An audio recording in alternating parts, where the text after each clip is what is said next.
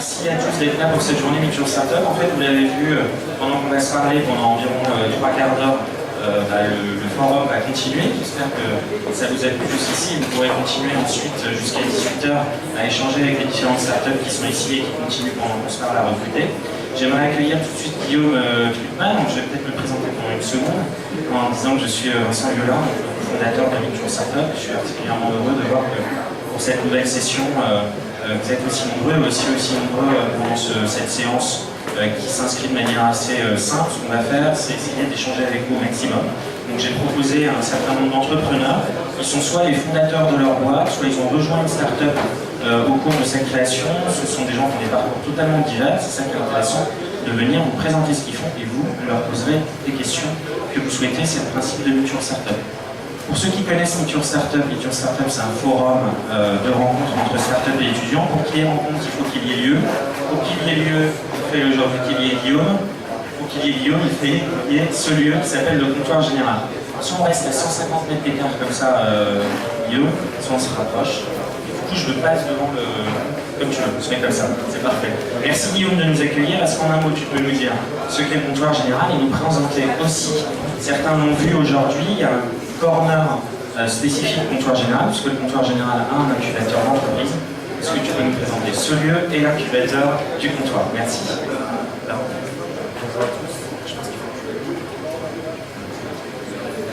Bonjour à tous, donc, je m'appelle Guillaume, je suis le responsable administratif et financier du comptoir général. Et le comptoir général, c'est un lieu assez divers. À la base, c'est essentiellement un lieu qui a cherché à travailler autour des cultures ghetto.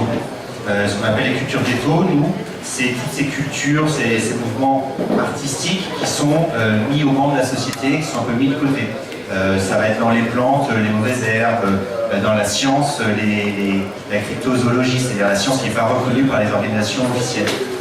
Et les deux fondateurs ont travaillé, qui ont une vraie démarche artistique, ont travaillé autour de cette problématique de la culture ghetto et ont constitué le lieu dans lequel vous êtes, qui, comme vous le voyez, a une décoration assez caractéristique et qui donne une atmosphère assez exceptionnelle que les gens en général aiment pas mal.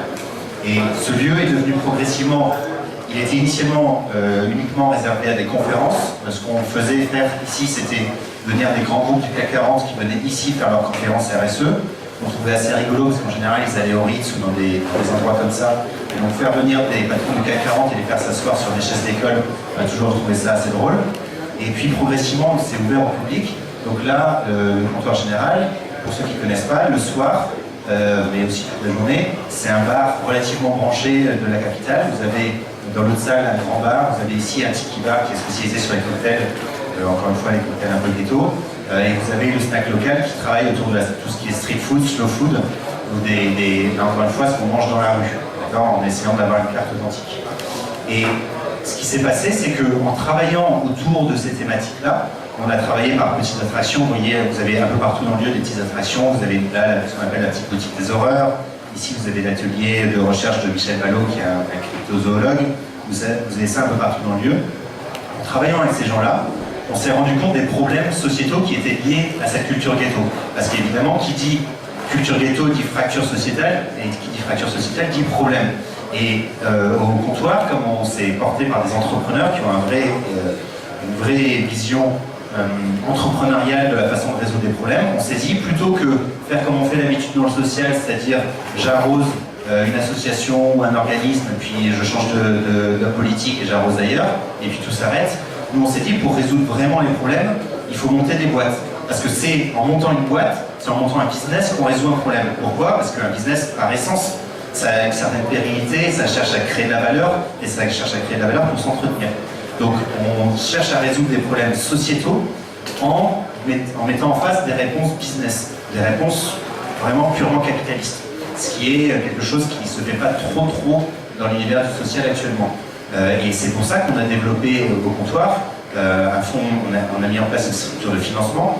Je ne rentre pas trop dans le détail, mais disons qu'on a deux structures qui permettent de financer des projets qu'on incube. Et donc concrètement comment ça se passe? On prend des projets qui ont donc cette composante, il faut à la fois une composante culturelle assez forte, liée au ghetto, qui parle d'un sujet qui nous intéresse et où on pense qu'il y a un problème à résoudre et que l'approche que vous avez peut aider à résoudre le problème. Et dans ces cas-là, on vous intègre à l'incubateur et on vous apporte et des financements et de l'accompagnement sous la forme de ce qu'on appelle en général un accélérateur de start-up.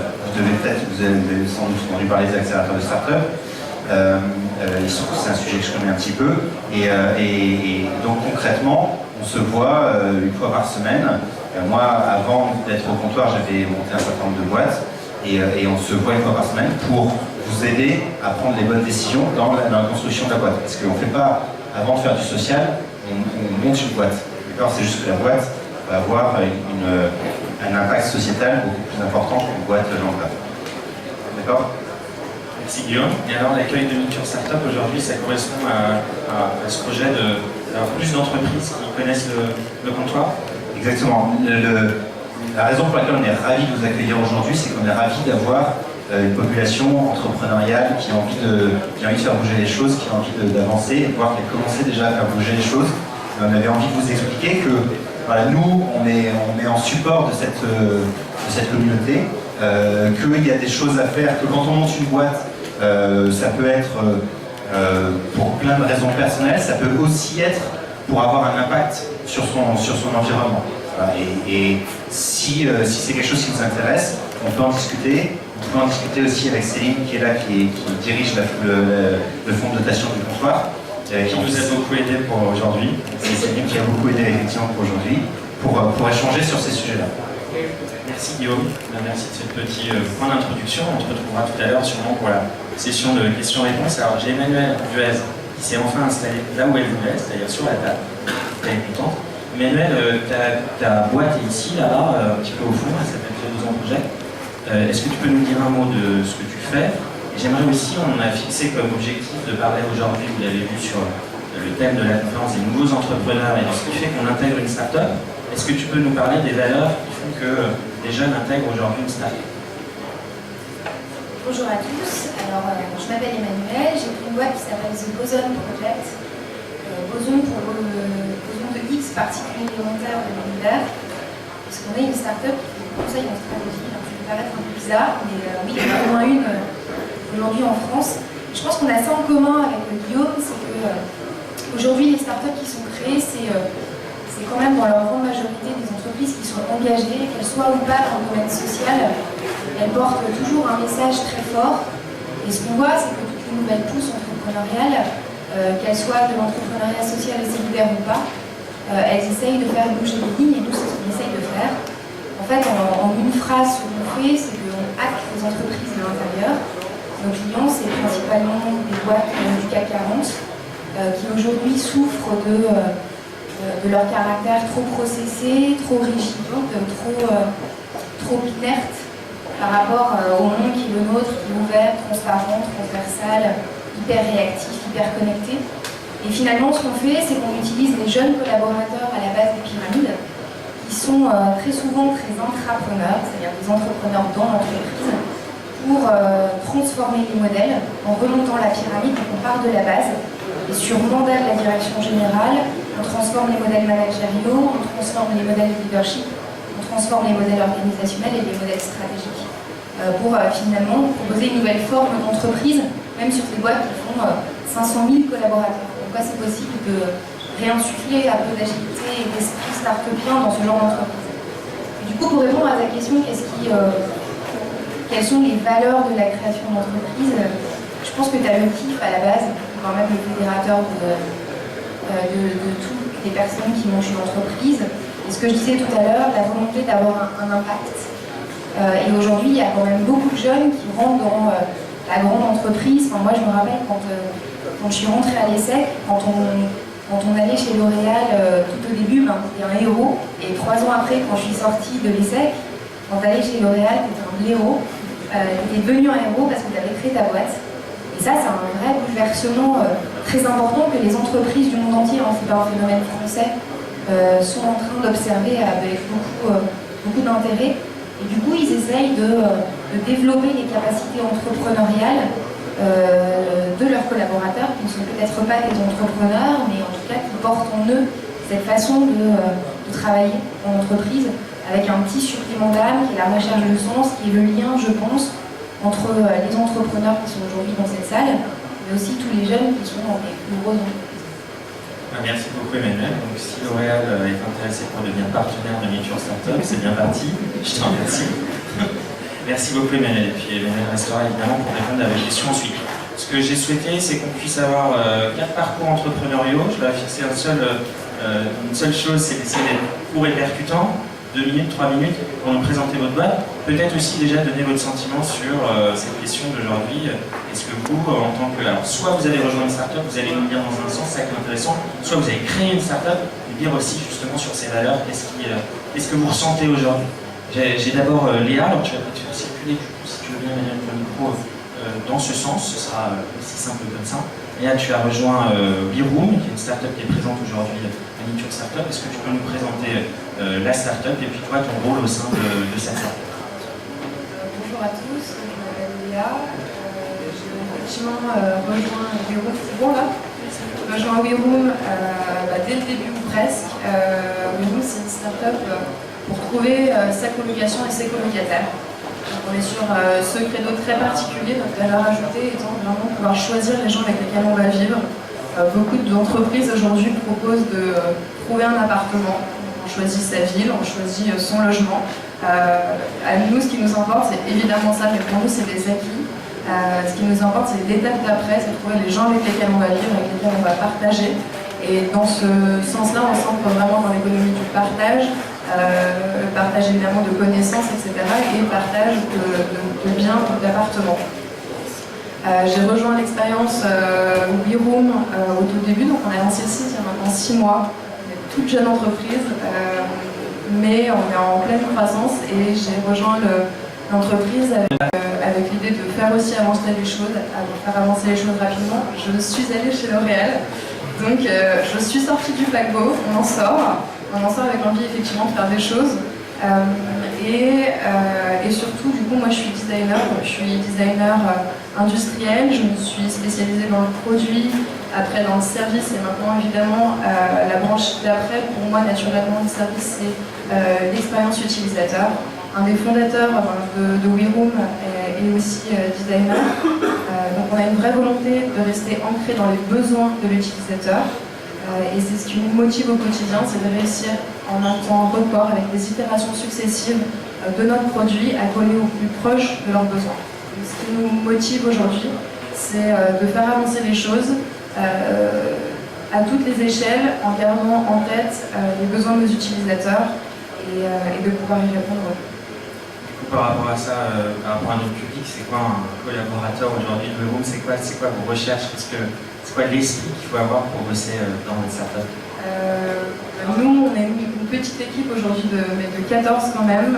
L'idée, c'est d'avoir envie de se lever le matin, de travailler avec des gens super, de leur faire confiance. On a tous des domaines et des champs d'action différents, mais on est amené à collaborer au jour le jour. Et c'est leur faire confiance, donc c'est avoir des collaborateurs de qualité. On ne connaît pas forcément exactement, on n'a pas leur qualité, mais on leur fait confiance. Et c'est ça qu'on recherche aussi dans une équipe. Être collaborateur dans une start-up, c'est apporter sa pierre à l'édifice, gagner en compétences très rapidement, élargir ses capacités et se surprendre, et faire partie d'une nouvelle aventure. Merci beaucoup Léa. J'ai Fabien qui a fondé Alineforce, qui est dans l'autre salle, ce qu'on appelle ici la salle du bal. On vous expliquera pourquoi 2 balles.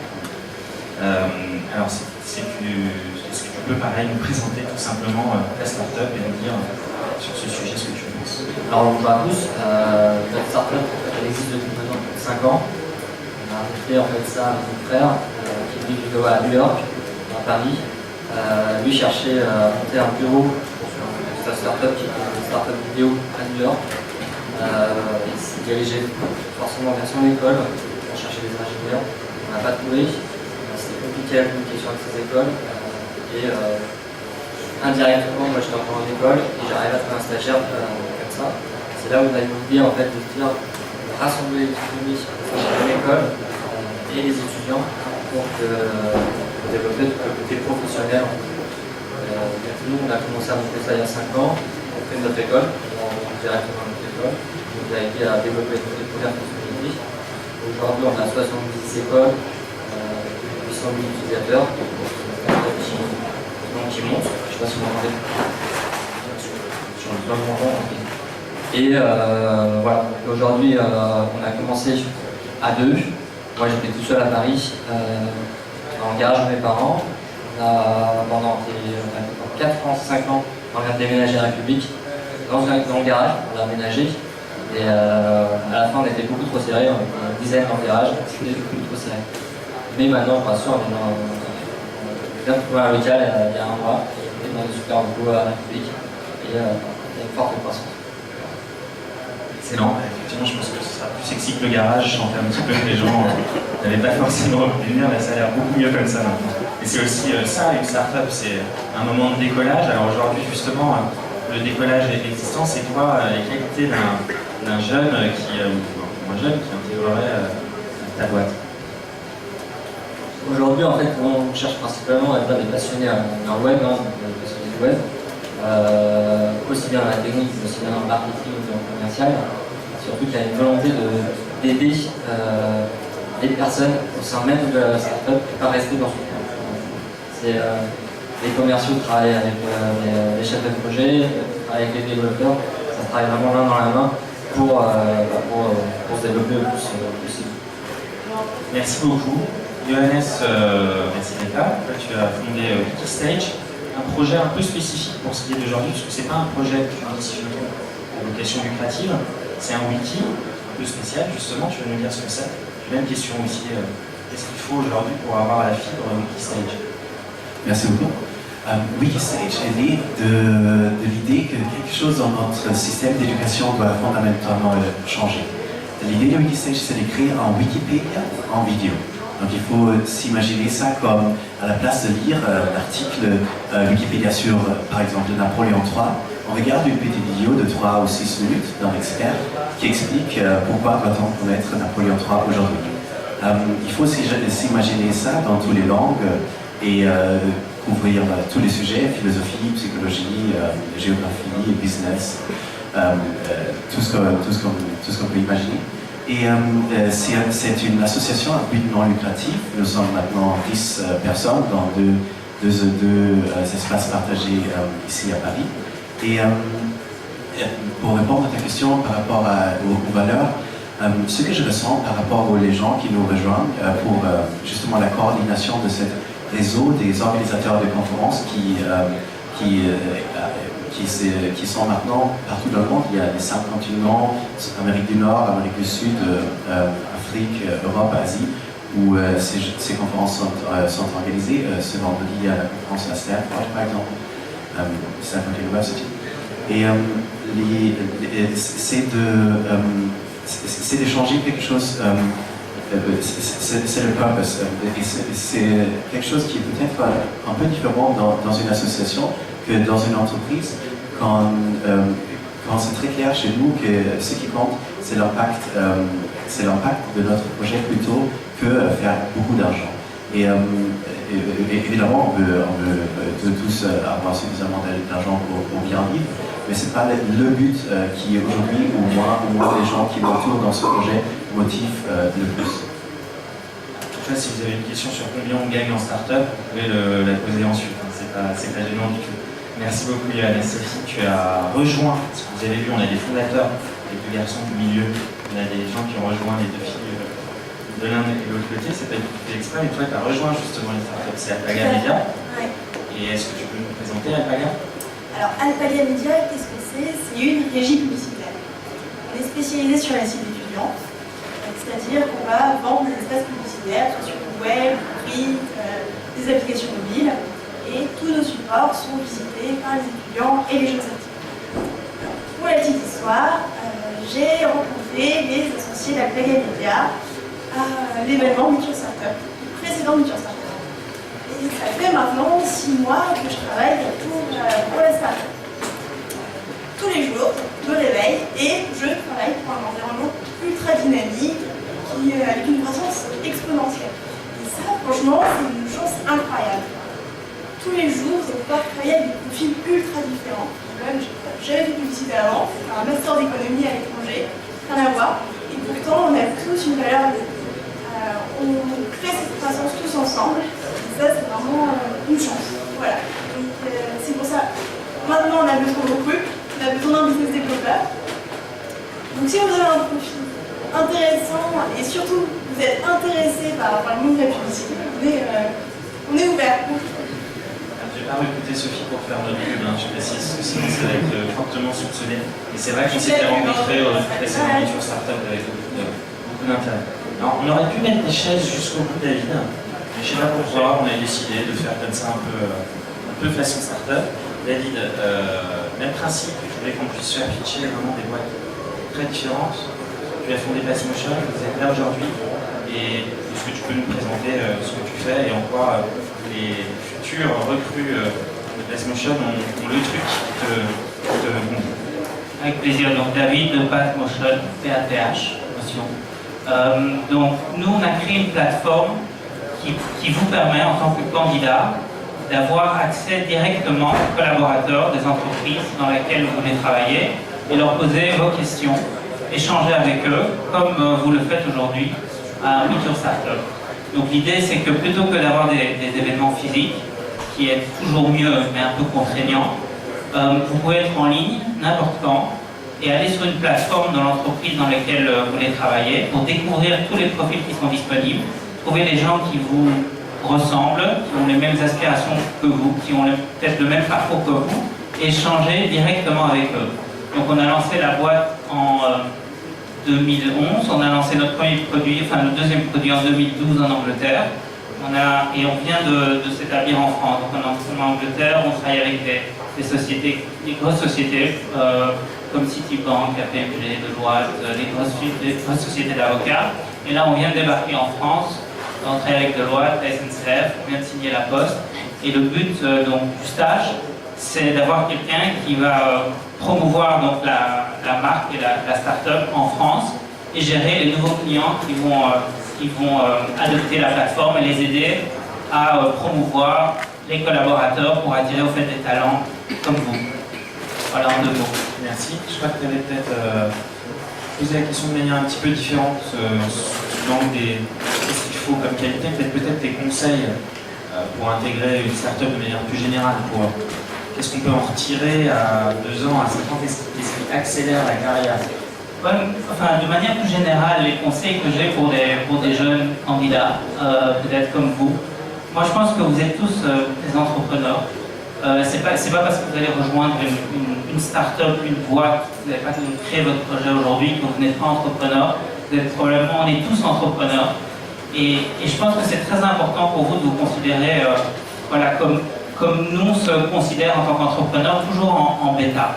On parle beaucoup de bêta, de se lancer, de trouver son marché, de s'adapter et puis de grandir. Et c'est la même chose pour vous. Il n'y a pas de métier parfait, il n'y a pas de solution parfaite. Ce qui est important pour vous, je pense, c'est de comprendre déjà quels sont vos atouts, de pouvoir les exprimer, de savoir quelles sont vos aspirations. Est-ce que vous voulez gagner beaucoup d'argent? Est-ce que vous voulez avoir un impact? Est-ce que vous voulez voyager à l'étranger? Mais vraiment pouvoir l'articuler, le prioriser, et puis de voir si c'est en adéquation naturellement avec ce qui existe sur le marché. Et si vous arrivez à combiner ces 3 éléments, vous allez trouver, je ne vais pas dire votre bonheur, mais vous allez trouver des opportunités.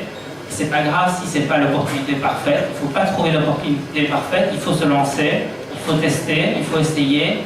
Et c'est en travaillant, en essayant, en rejoignant des startups, des grandes sociétés, peu importe ce qui vous convient, vous allez vous apprendre sur vous-même, évoluer et mieux vous connaître et vous comprendre.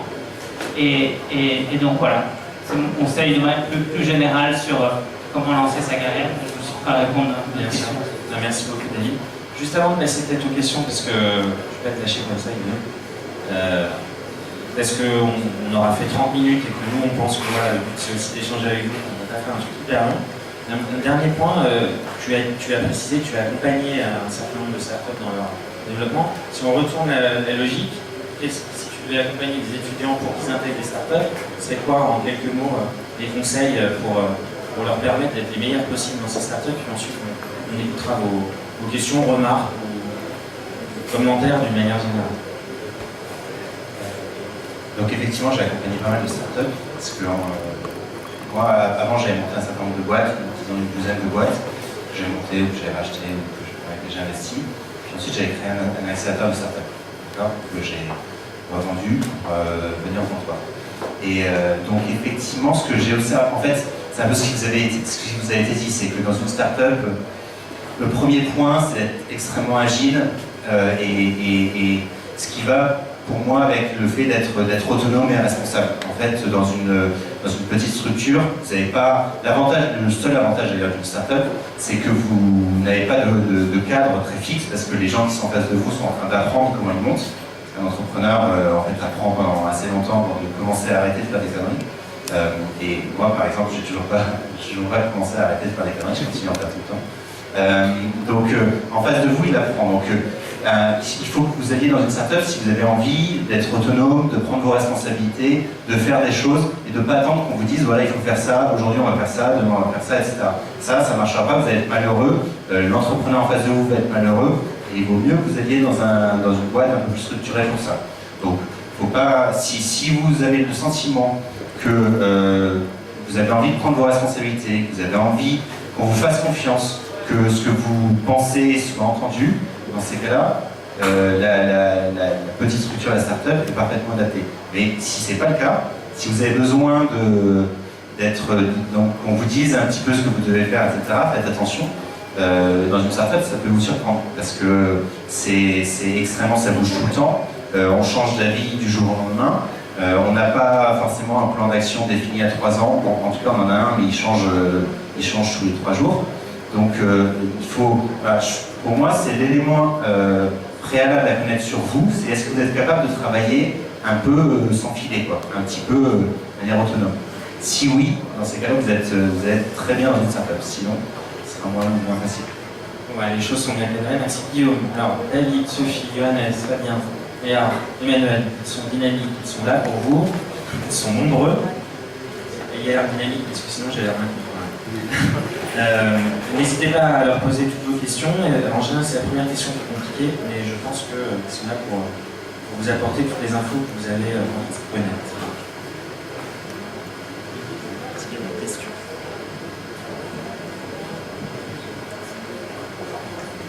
Oui, bien sûr. Emmanuel me dit dans l'oreille, sinon on peut répondre en une fois pour casser ma séance de questions-réponses. Donc, je sais pas, d'habitude il y a toujours au moins quelqu'un qui se dévoue. Oui, alors c'est un entrepreneur qui veut poser une question, c'est très bien aussi. Hein. Vas-y. Les rémunérations, on va parler un petit peu plus haut.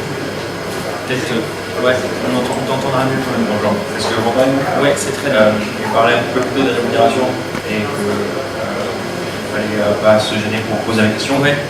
Bon, moi personnellement, c'est pas pour une sorte d'expression, c'est pas besoin, mais je pense qu'il y en a plusieurs qui se poseraient éventuellement la question de est-ce qu'on arrive à vivre bien quand on va reprendre la question. Je pose la question sur les startups. Alors, en tant qu'entrepreneur ou quand on rejoint la start-up en tant que. Les deux? C'est une double question. Les deux. Qui veut répondre à ça? Peut-être un de nos deux fondateurs, toi peut-être? Alors, répondre ça dit, c'est pas évident. En tout cas, les premières années, clairement, il y avait aucune aide de l'État et il n'y a rien. On travaillait, on montait notre solution, on a monté une agence web pour payer nos développeurs, pour monter une équipe. Et on a mis 3 ans à gagner un peu d'argent. Ça n'était pas évident, mais voilà, aujourd'hui on travaille avec notre vie. On est assez content. Et l'idée, c'est aussi les gens qui viennent vers nous. Les salaires commencent assez bas, on va dire, mais peuvent monter haut. Ça dépend comment la personne va se développer auprès de la startup, va prendre de l'autonomie et va être responsable. Et je ne suis pas sûr à 100% qu'on vient dans une startup vraiment pour de l'argent. En tout cas, c'est plus pour une expérience. Si Guillaume a un élément de réponse, je vais un mot aussi. Pour compléter ce qu'il avait dit, c'est un point effectivement hyper important parce que en fait, il faut bien que vous ayez en tête, si vous voulez lancer votre startup, qu'il n'y a pas grand chose qui peut tuer la startup, mais une des seules choses qui peut la tuer, c'est qu'il n'y ait plus de cash. Et en fait, il n'y a plus de cash quand, essentiellement, en général, surtout quand vous avez des startups ou des boîtes qui ont très peu de coûts, qui ont besoin de peu de fonds de roulement, la seule façon de plus avoir de cash, c'est que vous, en fait, vous ne puissiez plus ne plus vous payer. ce qui va se passer au début. Hein. Il y a très peu de boîtes qui commencent où on va rémunérer dès le début. Donc vous, il faut que vous anticipiez bien ce point-là. Par exemple, si on lance un site internet, ça c'est le grand classique. Je me lance, je vais voir mon agence me dit votre site il est là pour 4 mois. En fait, il y en a pour 1 an. Donc déjà, il vous reste beaucoup moins d'argent que prévu. Et puis vous vous disiez, une fois que le site sera lancé, les gens vont se ruer sur mon site et je vais commencer à faire du pognon. Et en fait, pas du tout. Personne n'en a rien à foutre de votre site. Donc vous n'avez pas d'argent qui rentre. Et ça va durer comme ça pendant un certain temps. Donc c'est un point extrêmement crucial. Quand vous vous lancez, anticipez bien combien de temps vous pouvez vous vivre sans avoir de revenus. Parce que c'est la seule chose qui peut vous tuer en réalité. Tout le reste, même des conflits commerciaux, etc., des procès, le fisc, etc., ça ne vous tuera pas. Mais par contre, ne plus avoir d'argent, ça vous tue. C'est ça qui vous fait arrêter. Ça, et en général, c'est ça les conflits entre fondateurs. C'est l'expérience qui parle. C'est exactement. Moi j'ai une question. Je voudrais bien, pourquoi pas un peu de chacun rapidement, savoir la rémunération, si elle est celle du marché ou alors un peu, je sais pas, 50% inférieure, mais avec des prises de responsabilité, des postes qui. Enfin, juste pour savoir en fonction un peu des startups. Alors, très honnêtement, aujourd'hui, la rémunération, moi j'embauche des gens qui ont des profils de consultants, c'est-à-dire des gens qui sont chers, qui pourraient être payés 60K dans un premier job chez Bain ou BCG, et qui aujourd'hui acceptent une rémunération entre 1000 et 1500 euros. La grosse différence, c'est que s'ils sont vraiment bons, par mois, pas par an, pas déconner quand même. Après, ça reste en perspective avec le fait que moi je ne paye pas depuis 2 ans. Mais il y a un truc sur lequel je voulais rebondir en parlant de rémunération, c'est qu'il y a une grosse différence aussi, c'est que la responsabilité de l'entrepreneur, qui la plupart du temps effectivement ne se paye pas pendant un laps de temps assez long, et ça fait partie du deal. Il paye ses équipes plus qu'il ne se paye lui-même, et ça fait partie du deal parce que c'est comme ça que ça fonctionne. Mais moi, ma vision des choses, c'est qu'une start-up, c'est vraiment le monde de la méritocratie. C'est-à-dire que si j'embauche des gens qui font vraiment un taf de fou, aujourd'hui, ils sont payés 1500, dans 4 mois, ils peuvent être payés 4000 euros. C'est comme ça que ça fonctionne. Du coup, quand tu es bon, tu as une vraie chance d'être très bien payé dans une start-up. Alors, tu ne viens pas pour ça à l'origine. Parce qu'à l'origine, tu viens, tu vaux peut-être 4000 euros net sur le marché par mois, tu vas accepter de bosser dans une boîte qui va te payer au lance-pierre. Mais in fine, dans 2 ans, tu vas peut-être surpasser toutes les boîtes parce que tu auras cru et que tu te seras donné dans une aventure qui va marcher.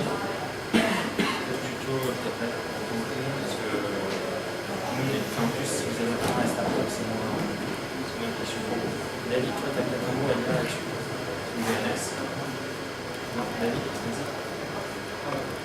Donc, très similaire. Pour répondre à la question, on est mal payé en start-up.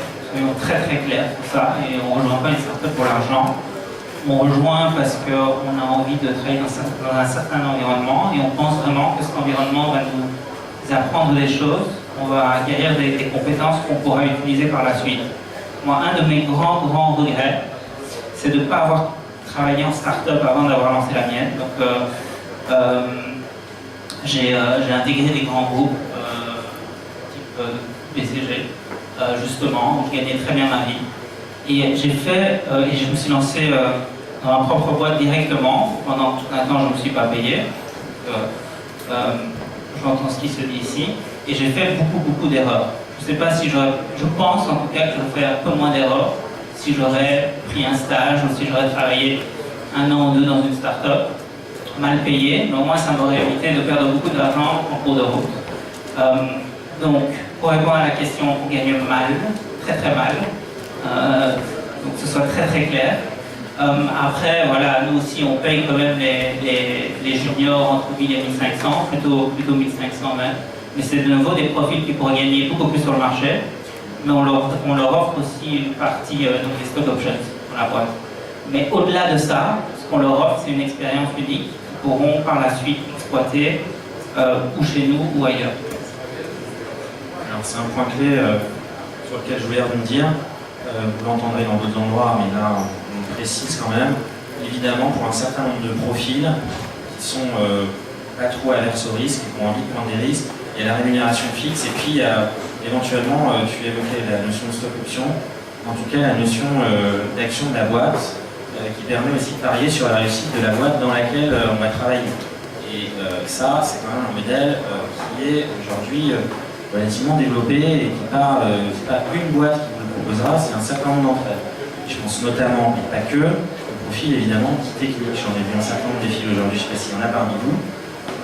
Développeurs, digital planners, mais même des gens qui sont des stratèges, qui sont des marketeurs, c'est possible. Et ça fait partie du deal aussi que la startup vous offre en disant un jour on sera un petit peu plus haut. Deuxième point, je crois que je voulais rebondir,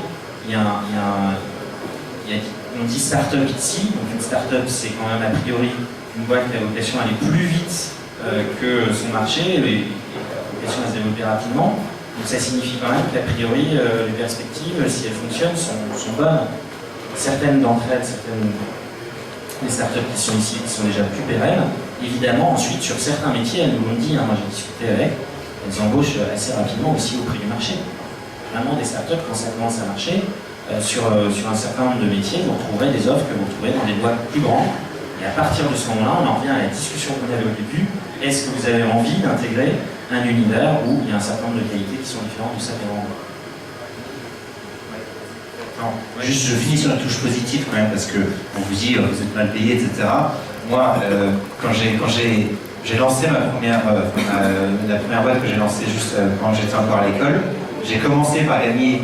Comme je faisais une école de commerce, c'est assez facile, c'est hyper cadré, on sait exactement combien gagnent en moyenne les anciens, etc. Donc j'ai un bon indicateur de comparaison. Quand j'ai commencé, au tout début, je gagnais plus qu'un diplômé normal. J'étais assez fier et tout. Du coup, j'ai pris la grosse tête et du coup, après, pendant 2 ou 3 ans, j'ai gagné beaucoup moins qu'un diplômé normal. Le temps de comprendre un peu les choses. Et après, quand j'ai remonté l'accélérateur, je gagnais beaucoup plus qu'un diplômé normal, même après 3 ou 4 ans, genre 2-3 fois plus. Donc on peut quand même bien gagner sa vie en étant fondateur. C'est pas systématiquement la merde quand même. Faut pas exagérer. Mais voilà, je voulais juste être positif. La plupart du temps, c'est dur, mais parfois ça marche bien. Est-ce qu'en gros, en start-up, on est comme dans des grands groupes où on recrute avec une grille qui part de HEC ou X ou autre jusqu'à en dessous, ou est-ce qu'on a inventé, ou est-ce que sans inventer, est-ce qu'on a d'autres modèles de recrutement? Je pense que la réponse elle est plutôt oui. Je veux bien contribuer. Eh bien, je contribue, oui. Je vais vous dire comment nous on recrute chez nous. C'est très simple en fait. On commence par ouvrir la lettre de motivation. Donc on ne regarde pas le CV, on ne regarde pas la photo, on ne regarde rien, on ne regarde pas le nom. On ouvre la lettre de motivation et on lit les 3 premières phrases. Après les 3 premières phrases, on décide si on continue à lire ou pas. Si on décide de continuer à lire, on regarde si la personne a adapté sa lettre de motivation par rapport à notre entreprise. Est-ce qu'elle mentionne notre entreprise? Est-ce qu'elle épelle correctement? Parce que 9 fois sur 10, elle n'épelle pas correctement. Et est-ce que ce qu'elle dit est pertinent par rapport à ce qu'on fait? Les très très bons candidats, et ça arrive, viennent même avec des suggestions produits déjà dans leur lettre de motivation pour ce qu'on fait. Ils nous expliquent vraiment pourquoi ils trouvent ce qu'on fait intéressant. Et une fois qu'on a lu cette lettre de motivation, on va rapidement regarder le CV. Et la vérité, on s'en fout de l'école, on s'en fout de l'âge, on s'en fout de tout ça. Donc ça c'est chez nous. Après peut-être chacun a ses méthodes. Moi j'aimerais entendre peut-être soit Sophie, soit là, quelqu'un qui a intégré une start-up. Vous êtes Sophie peut-être? Commencer. Comment votre retour, c'est quoi? Qu'est-ce qui a marché? Alors, il y a tous les profils. Comme je disais tout à l'heure, j'ai un master d'économie et maintenant je travaille dans une régie publicitaire. Donc, c'est pas cloisonné du tout. Peu importe votre profil, à partir du moment où vous êtes motivé, vous avez envie d'intégrer une start-up en particulier, vous pouvez. Juste. C'est ça qu'on va interagir. Voilà, non, c'est pas du tout cloisonné. Il faut juste se lancer et bien sélectionner sa startup. Ton retour d'expérience? J'ai été prise dès le début, je dirais, il y a 3 créateurs, co-créateurs. Je suis la 4e roue en tout cas du carrosse, maintenant il y en a beaucoup plus, mais j'ai été intégrée, je pense, par ma capacité ma volonté de faire avancer les choses. Ma motivation, par mon indépendance, parce que j'avais envie d'une liberté de ton et le fait que aussi un jour j'ai envie de dire j'aimerais qu'on fasse ça et que ça soit pris en compte et tout de suite. Et en tout cas qu'on y réfléchisse et que ce soit pas une énième goutte d'eau. Voilà, donc vraiment la volonté, et ça se ressent, j'allais dire, quand tu reçois quelqu'un, s'il a vraiment envie de faire avancer les choses ou pas. Après, moi j'ai un profil qui est celui d'un designer. Je suis arrivée plutôt avec un bagage de designer de service, avec une vision holistique, une approche vraiment globale d'un projet.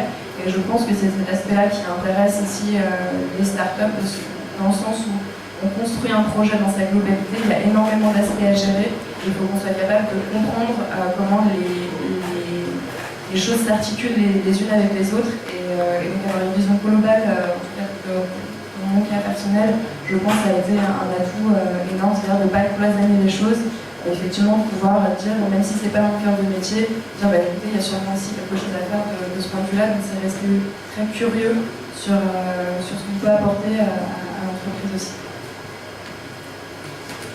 Moi, quand je recrute, je commence par regarder la photo.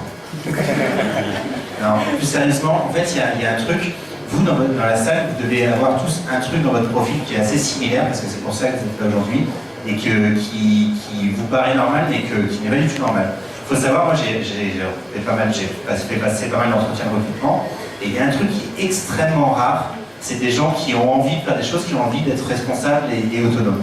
Et en fait, je suis quasiment sûr que vous avez tous envie de faire des trucs, vous avez envie qu'on vous écoute et tout ça, et donc vous trouvez ça normal. Je sais, moi c'est pareil, j'ai envie de prendre des responsabilités, donc j'ai l'impression que tout le monde est comme ça. Et c'est pas du tout le cas. Et dans une startup, comme je vous disais tout à l'heure, c'est le point principal. Parce que, en fait, quand on commence à monter une boîte, au début on est tout seul. On est tout seul dans son garage, en train de monter son site. Et le rêve, c'est d'avoir quelqu'un qui vient, qui est aussi motivé et qui dit pas bon bah patron qu'est-ce que je dois faire, et qui dit j'ai pensé à un truc cette nuit et si on faisait ça. Tous les entrepreneurs rêvent de ça. Donc il y a très très forte probabilité que vous ayez justement envie de faire ça. Donc mettez ça en exergue. C'est ça qu'on cherche. C'est ce côté, ouais, je vais proposer quelque chose. C'est pour ça qu'effectivement, dans une lettre de motivation, si vous dites j'ai pensé à ça, même si c'est con ce à quoi vous avez pensé, parce que ça peut arriver, même si c'est con, au moins ça démontre que vous êtes dans le bon sens. D'accord? Ça démontre que vous avez envie de proposer des choses. Et vous l'avez, je suis sûr que vous l'avez en vous, donc mettez-le juste en avant. Bon, excellent. Motivation, mot-clé, réfléchir aussi. Je pense que c'est un mot-clé, même si on est. On ne vous demande pas évidemment, et nous-mêmes on a beaucoup de doutes sur les business models de nos boîtes, mais en avance de phase, avant d'intégrer cette limite, c'est quoi qui leur permet à ces gars-là de gagner de l'argent, ou d'être visibles, ou de comprendre le marché sur lequel ils sont, ça va vous aider. Et ça, honnêtement, il y a des gens qui font des très bonnes écoles, comme vous avez très bien dit, qui n'ont pas cette fibre-là. C'est quelque chose qu'on peut facilement surpasser. Est-ce qu'il y a peut-être une autre question, une autre remarque? Sinon, on proposera, je pense, de finir cet événement d'aujourd'hui en ayant des échanges one-to-one. J'aimerais remercier tout le monde. J'ai dit déjà tous vos prénoms, donc arrêtez. Je voudrais qu'on remercie très sincèrement tous les entrepreneurs qui sont là aujourd'hui. Remercier le comptoir général. J'aimerais principalement et vraiment sincèrement remercier Céline et Guillaume qui nous accueillent aujourd'hui en dehors de tout le reste de l'équipe du comptoir qui est là. Et puis on espère que vous passerez une très belle fin d'événement et que vous reviendrez une prochaine édition de Meet Your Startup. Bon après-midi à vous.